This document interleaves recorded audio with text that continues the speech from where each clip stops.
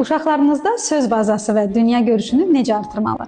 Evdə valideynlər uşaqlarla işləyərkən təbii vasitələrdən istifadə etmələri, məsələn, təbii meyvə-tərəvəzdən istifadə etmələri daha məqsədə uyğundur. Həm uşaqlar təbii meyvə-tərəvəzi tanıyacaq və onlardan necə istifadə edilməli onu biləcəklər. Məsələn, oyuncaq qabların içərisinə təbii meyvə-tərəvəzi kəsib, dilimləyib qoyaraq onu çəngəl vasitəsilə yeməyi öyrədin. Daha sonra həmin qabları uşaqla birlikdə özünüz yuya bilərsiniz. Beləcə uşağınızın nitqinə daha yaxşı təsir göstərəcək. Mürəkkəb adları olan meyvələri uşaqlara öyrədin. Məsələn, banan, mango, ananas, greypfrut, bunları uşaqların bilməsi daha məqsədə uyğundur.